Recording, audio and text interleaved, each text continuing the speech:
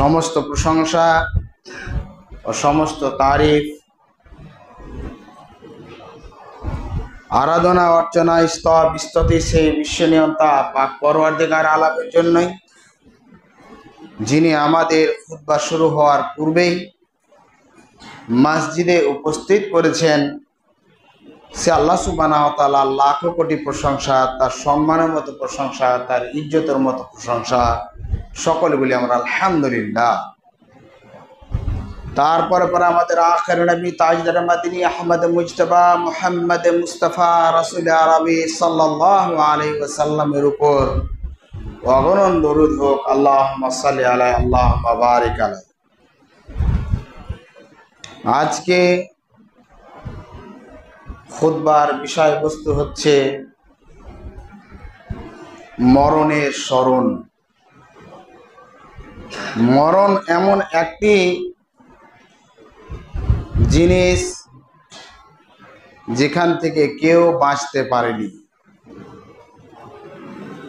সে যত সম্মানীয় লোক না হোক না কেন, সেই যতই সম্পদওয়ালা লোক হোক না কেন, যত তার ক্ষমতা হোক না কেন, সে রাজা বাদশাহ যতই দামি লোক না হোক না কেন, সেই ব্যক্তি পৃথিবীতে টিকে থাকতে পারেনি। সমস্ত জিনিসকে পৃথিবী থেকে যেতে হবে। এবং আল্লাহ সুবহানাহু ওয়া তাআলা কোরআনে কারীমের মধ্যে সূরা রহমানের মধ্যে বলেন, কুল্লু আলাইহা ফান ওয়া ইয়াবকা ওয়াজহু রাব্বিকা যুল জালালি ওয়াল ইকরাম। সমস্ত জিনিস নষ্ট হয়ে যাবে, ফান শেষ হয়ে যাবে, ওয়া ইয়াবকা বাকি থাকবে শুধুমাত্র আল্লাহ সুবহানাহু ওয়া তাআলার জাত ও সিফাত। শুধুমাত্র আল্লাহ সুবহানাহু ওয়া তাআলা ছাড়া পৃথিবীর কিছুই থাকবে না। এই আসমান, এই জমিন, সূর্য, চন্দ্র, নক্ষত্র, পাহাড়, পর্বত, আকাশ, বাতাস, তরুলতা, পৃথিবীর কেউ কিছু বেঁচে নিয়ে থাকতে পারবে না। সবকে ধ্বংস হতে হবে শুধুমাত্র আল্লাহ সুবহানাহু ওয়া তাআলার জাত সিফাত ছাড়া। আল্লাহ সুবহানাহু ওয়া তাআলা বলেন, ইন্নাস সাকারাত, নিশ্চয় মৃত্যুর একটা স্বাদ রয়েছে। মৃত্যু এমন একটা জিনিস যেটি ইহকাল থেকে পরকাল যাওয়ার একটা মাধ্যম। মৃত্যু এমন একটা জিনিস যে মানুষকে নিশ্চিত করে দিয়ে তার নাম পর্যন্ত পৃথিবীতে রাখে না। আপনি দেখুন, যখন কোনো লোক মারা যায়, তার নাম ছিল আব্দুল্লাহ, আব্দুর রহমান, আব্দুল জব্বার, আব্দুল বাসিদ, যে হোক না কেন, যখন সে মারা যায় তখন তার নামটা প্রথমেই বদলে বলে আব্দুর রহমান, না বলে বলে যে লাশ কোথায় আছে, লাশটা কোন দিকে রাখা আছে। বলে লাশ কি বেরিয়ে গেছে, লাশ কি কবরে নামিয়ে দিয়েছে। আচ্ছা, লাশটা যখন নামানো হয়েছিল উত্তর দিক দিয়ে নামিয়েছে না দক্ষিণ দিক দিয়ে নামিয়েছিল? আচ্ছা, লাশের মুখটা কোথায় রেখেছো?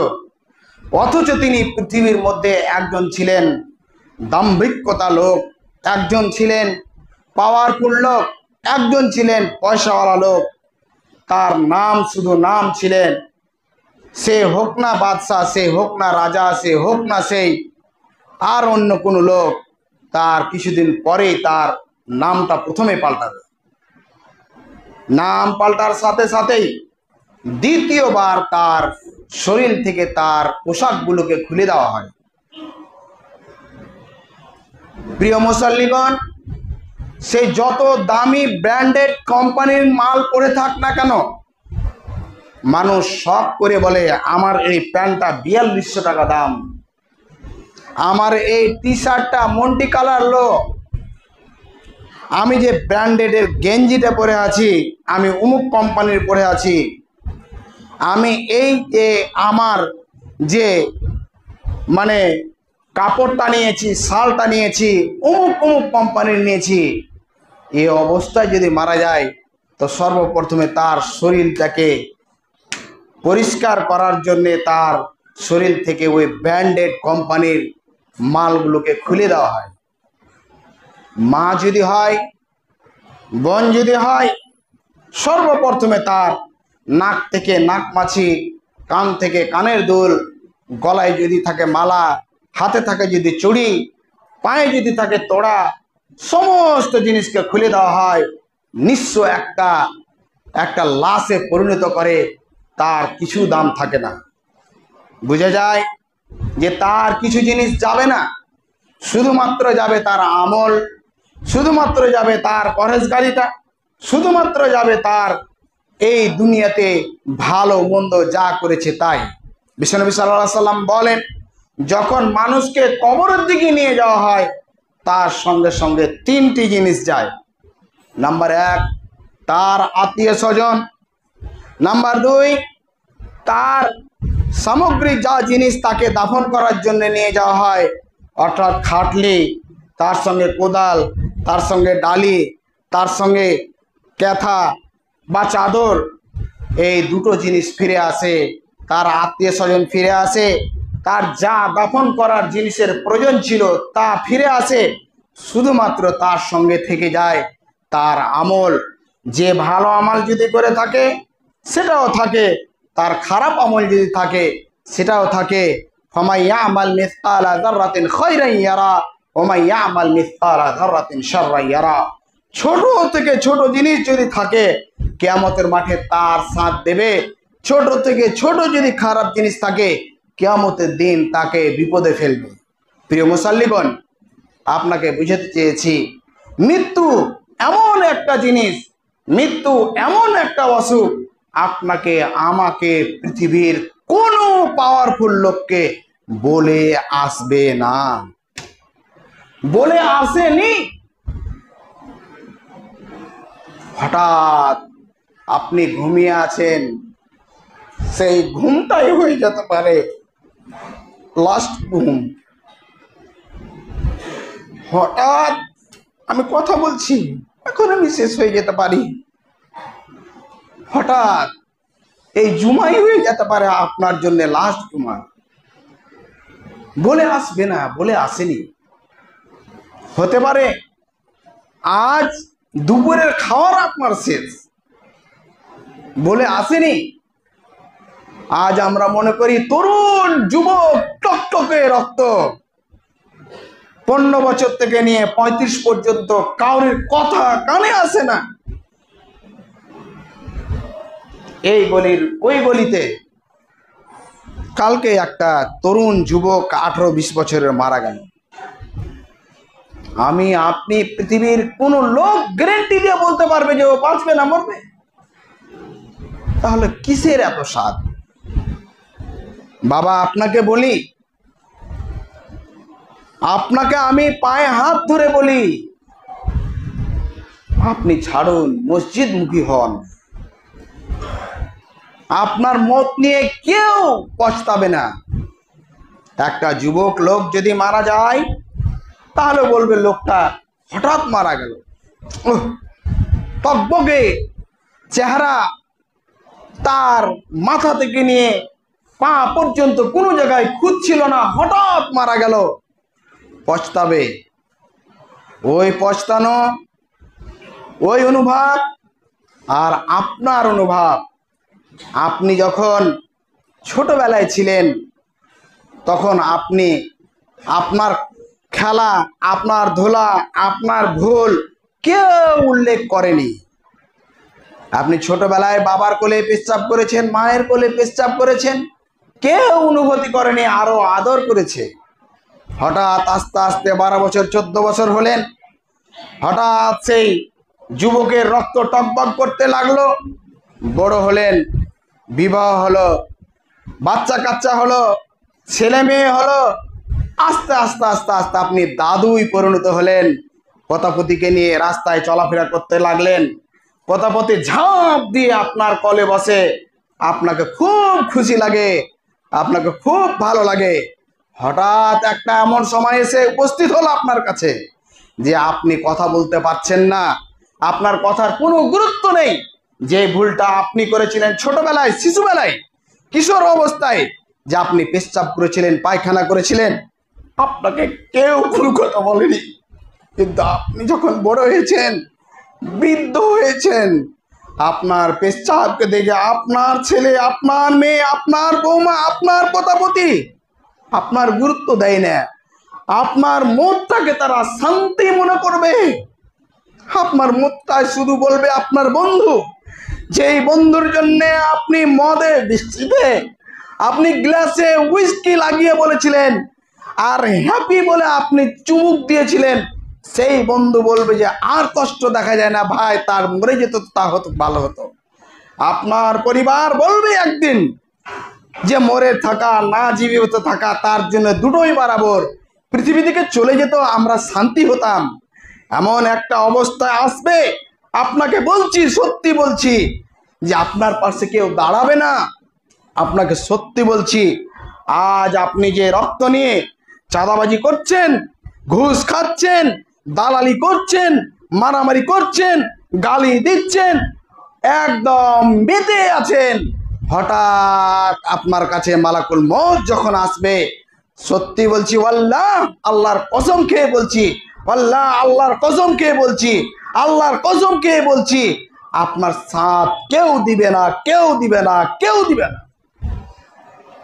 ওই ছেলে, যে ছেলেকে ডাক্তারি পড়াবার জন্য আপনি নিজে সুদের উপরে টাকা নিয়ে, আপনি নিজের সুদের উপরে লোন নিয়ে ওই ছেলে মেয়েকে প্রতিষ্ঠিত করার জন্য বাড়িকে সুদ নিয়ে ওই ছেলে মেয়েকে, স্ত্রীকে ভালো খাবার দেওয়ার জন্যে আপনি কত রকমের হালাল হারাম বৈধ অবৈধ কাজ করেছেন, আপনার শোধ দিবে না, শুধুমাত্র আপনাকে নিয়ে যাবে আর আপনি তার হিসাব দিবেন। এটাই ঠিক।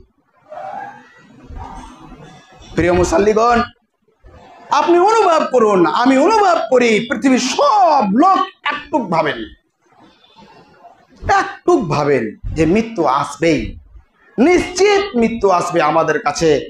আল্লাহ আমাদের যেন এই মৃত্যু থেকে যেন আমাদের যেন সহজভাবে নিয়ে যায়।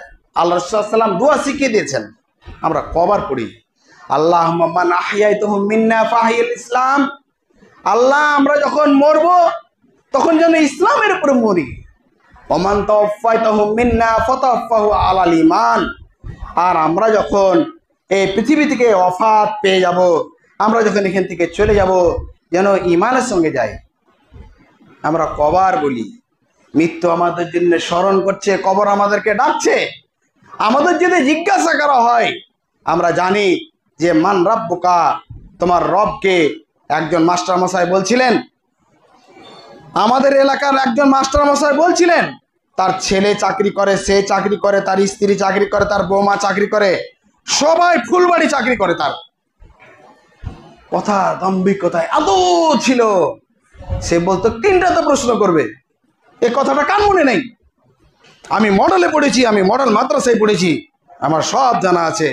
বেচারাকে এমন অসহায় করে মৃত্যু দিল যে তার অক্সিজেন ছাড়া কিছু হয় না।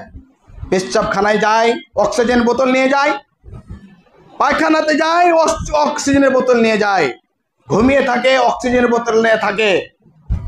অক্সিজেনের মুখে লাগিয়ে পুরোপুরি কথা বোঝানো যায় না।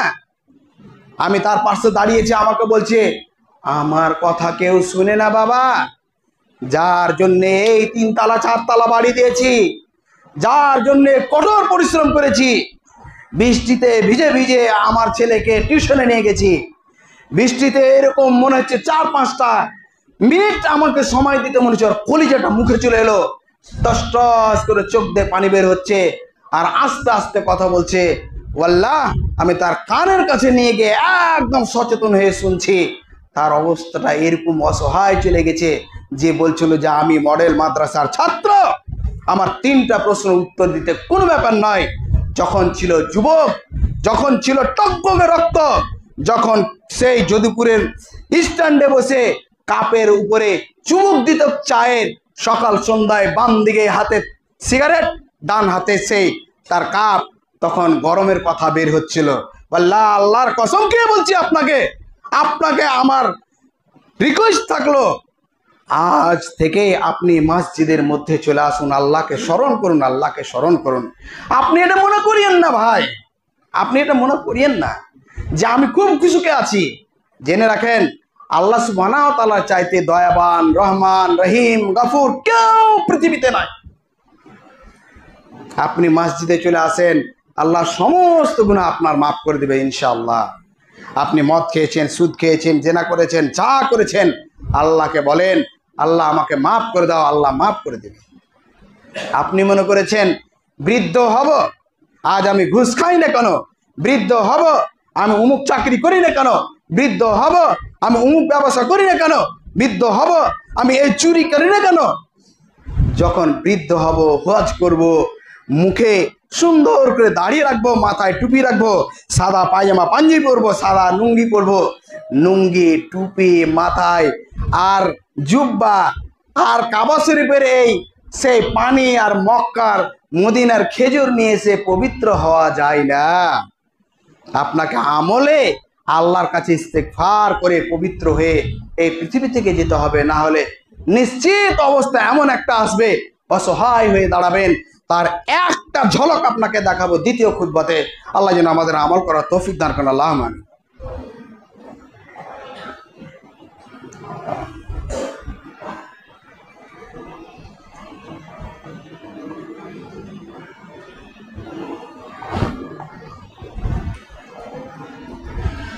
ইন্নাল হামদুলিল্লাহ ওয়াসসালাতু ওয়াসসালামু আলা রাসূলিল্লাহ ওয়া আলা আলিহি ওয়া সাহবিহি আজমাইন, আম্মা বাদ। পৃথিবীর যে কোনো লোক যতই সম্মানী হোক না কেন, বাদশাহ হোক না কেন, পৃথিবীতে থাকতে আসেনি। শুধুমাত্র নবী, রসুল, আম্বিয়া, পয়গম্বরদের অনুমতি নেওয়া হয়েছে, আমাদের অনুমতি হবে না। সুলাইমান আলাইহিস সালামের নাম শুনেছেন? সুলাইমান আলাইহিস সালাম পুরো পৃথিবীতে আল্লাহ সুবহানাহু ওয়া তাআলা তাকে বাদশাহ বলে ঘোষণা করেছিলেন। সুলাইমান আলাইহিস সালাম তাকে এত বড় ক্ষমতা দেওয়া হয়েছিল যে প্রত্যেকটা প্রাণীর কথা শুনতে পারত, জিন, সে পাখি, পশু, সবারই কথা শুনতে পারত। সুলাইমান আলাইহিস সালাম পৃথিবীতে ছিলেন না। মুসা আলাইহিস সালামকে কালিমুল্লাহ বলা হয়েছে। মুসা আলাইহিস সালামের কাছে জিব্রাইল, মালাকুল মউত অর্থাৎ আজরাইল এসে উপস্থিত। হঠাৎ তাকে বলছে মালাকুল মউত এসে যে মুসা তোমার হুকুম হয়েছে, আল্লাহর কাছে যেতে হবে। মুসা আলাইহিস সালাম খুব রাগান্বিত লোক। সে মুসা আলাইহিস সালাম মালাকুল মউতকে থাপ্পড় দিয়ে তার চোখটাকে নষ্ট করে দিয়েছিলেন। মুসা আলাইহিস সালামের এই ঘটনা আল্লাহ সুবহানাহু ওয়া তাআলা দেখছেন। মালাকুল মউত আল্লাহকে গিয়ে বললেন যে আল্লাহ, তোমার মুসা পৃথিবী থেকে আসতে চায় না, পৃথিবী থেকে আসতে চায় না, আমার মৃত্যুর কথা শুনেই সে থাপড় মেরেছে। আল্লাহ সুবহানাহু ওয়া তাআলা বললেন মুসাকে গিয়ে বলো একটা গাভীর উপরে হাত দেবে, গাভীর নিচে, হাতের নিচে যত লোম আছে তত বছর সে বাঁচবে, তারপর তার মৃত্যু হবে। তার পৃথিবীর যদি এতই আকাঙ্ক্ষা থাকে। যখন মুসা আলাইহিস সালামকে এসে বললেন মালাকুল মউত যে মুসা তোমার পারমিশন হয়েছে পৃথিবীতে থাকার, তুমি একটা গাভীর উপরে হাত দাও, হাত দেওয়ার পরে তোমার হাতের তলে যত লোম আসবে তত বছর তুমি বাঁচবে। তারপরে মুসা জিজ্ঞাসা করছে কি হবে? বলছে আবার মৃত্যু হবে। তখন আর মালাকুল মউতকে মুসা আলাইহিস সালাম জিজ্ঞাসা করলেন না, শুধুমাত্র আল্লাহকে বলছেন যে আল্লাহ, যদি আমার মৃত্যু হয় তখনও আর এখনো, তাহলে আমি পৃথিবীতে আর বাঁচতে চাই না, আমি পৃথিবী থেকে যেতে চাই। মানুষের আশা আকাঙ্ক্ষা সব থাকবে। আপনি মনে করলেন যে এই বাড়িটা করি, আপনি মনে করলেন যে এই পাঞ্জাবিটা করি, আপনি মনে করলেন যে এই গাড়িটা করি, আপনি এই করতে করতে যাবেন, আপনার আশা পূর্ণ হবে না। ইল্লা কাবরুত তুরাব, যতক্ষণ পর্যন্ত আপনার পেটের উপরে কবরের মাটি না আসবে ততক্ষণ পর্যন্ত আপনার আশা আকাঙ্ক্ষা মিটবে না। শুধুমাত্র আপনার মৃত্যু ছাড়া আর নয়। আর মৃত্যু কখন আসবে আপনি জানেন না। প্রিয় মুসল্লিগণ, আপনাকে বোঝাতে চেয়েছি যে মৃত্যু এমন একটা জিনিস যেখানে মৃত্যুর মজা সবাইকে চিখতে হবে। কুল্লু নাফসিন যায়কাতুল মউত, প্রত্যেকটা নাফসকে মৃত্যুর মজা চিখতে হবে, মৃত্যুর অবস্থা খেতেই হবে। আপনি অনুভব করুন আমি অনুভব করি, হঠাৎ ধরেন যে আমার ইন্তেকাল হলো,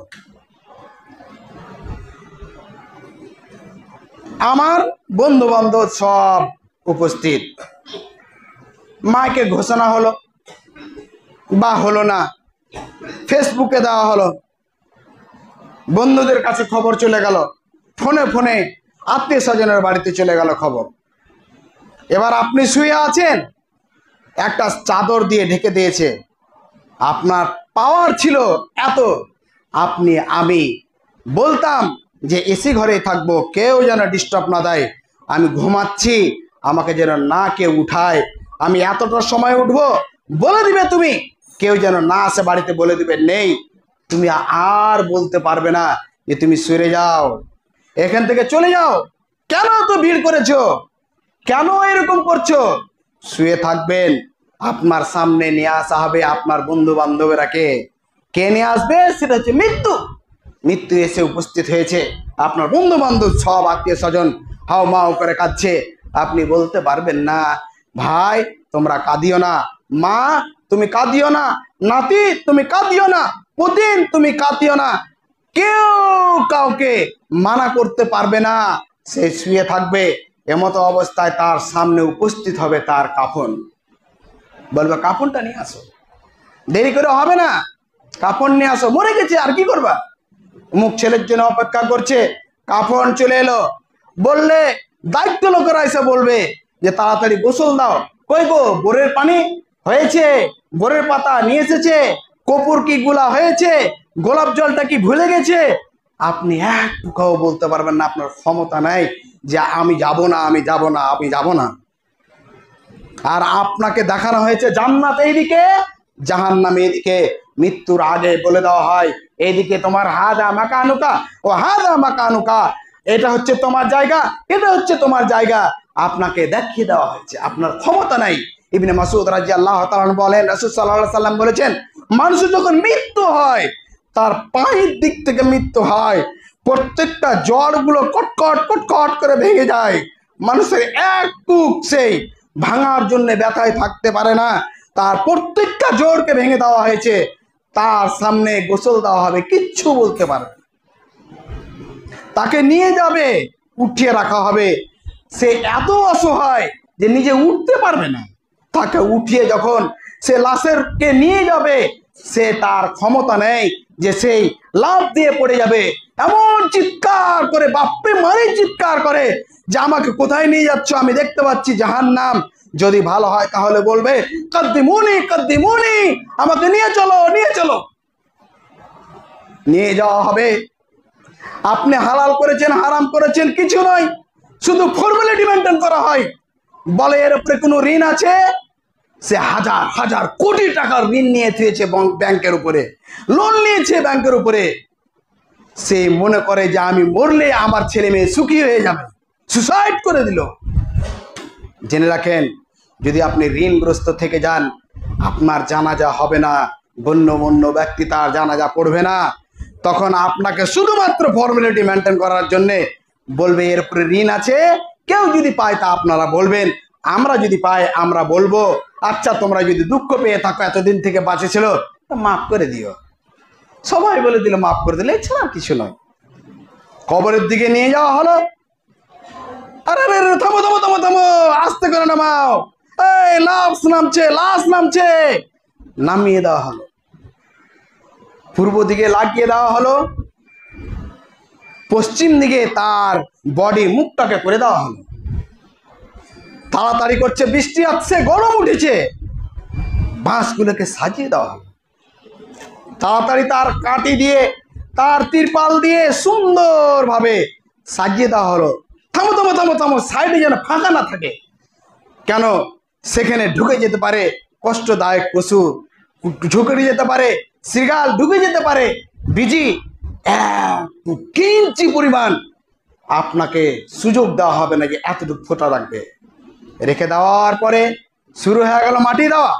বিশ্বনবী সাল্লাল্লাহু আলাইহি সাল্লাম বলেন, মাটি দিয়ে যখন মানুষ ফিরতে শুরু হয়, এক হাদিসের মধ্যে এসছে 40 কদম, এক মধ্যে 2.5 কদম। এবার আপনি আপনি বলুন, এবার বলুন যে কি অবস্থা হবে? উঠিয়ে দেওয়া হবে সঙ্গে সঙ্গে। মান রব্বুক, তোমার রবকে। কোথায় তোমার গাড়ি? তোমার গাড়ির আগে পিছে 3-4টে গাড়ি, শুধু লাইট আর লাইট, আওয়াজ আর আওয়াজ, অ্যাম্বুলেন্সের আওয়াজ, প্রশাসনিকের আওয়াজ। কোথায় তোমার, কোথায় তোমার ছেলে? তোমাকে জিজ্ঞাসা করা হবে মান রব্বুক, কি বলবে? তোমাকে বলা হবে তোমার দিন কি? তুমি তো দিনই বুঝো না।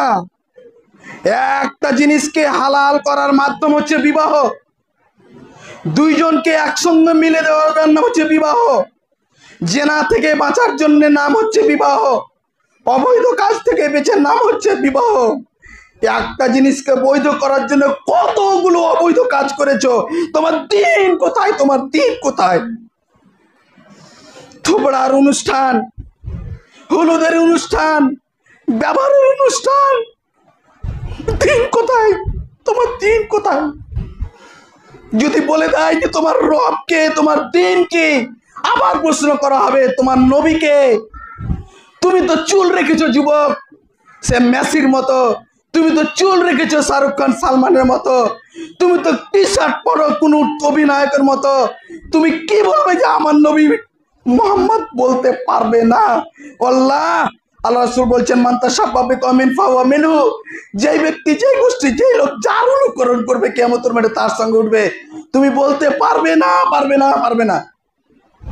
যদি বলে দাও, আবার একটা প্রশ্ন করা হবে। মুসনাদ আহমদ এক হাদিস এসেছে যে কোথা থেকে তুমি পেয়েছিলে? প্রিয় মুসাল্লি, সময় আমাদের কাছে উপস্থিত। আমি বিনীত আবেদন করছি আপনাদের, মৃত্যু মুখে যান, কবর মসজিদ মসজিদ হন, কবরের দিকে যান। পৃথিবীর মায়া মহব্বত আপনাকে আঁকড়ে রেখেছে, আমাকে আঁকড়ে রেখেছে। পৃথিবীতে শুধু বাঁচার জন্যে নয়, পৃথিবীতে আমলের জন্যে। আমলের জন্য আপনাকে বাঁচতে হবে, বাঁচার জন্য আপনাকে খেতে হবে, খাওয়ার জন্য আপনাকে চাকরি করতে হবে। তাই বলে আখিরাতকে ভুলতে হবে না। আল্লাহ যেন আমাদের আখিরাতের স্মরণ যেন বেশি বেশি করার তৌফিক দান করেন। আল্লাহ যেন আমাদের মৃত্যুকে সহজ করে দেন। আল্লাহ আমরা যেন ডান হাতে আমল নৌটুকু পাই।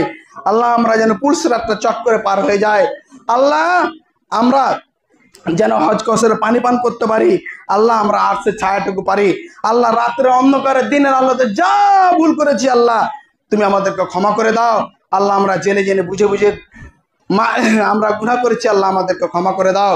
আল্লাহ আমরা বান্দা, তুমি গফুর, তুমি রহিম, তুমি রহমান। তুমি যদি মাফ করে দাও, তোমার হাত কেউ ধরবে না। আল্লাহ তুমি আমাদেরকে ক্ষমা করে দাও। যারা অসুস্থ রয়েছে আল্লাহ তুমি সুস্থতা দান করো। আল্লাহ যারা বিজনেসের জন্য, কিছুর জন্য যারা ঋণগ্রস্ত হয়েছে, ঋণকে পরিশোধ করার তৌফিক দান করো।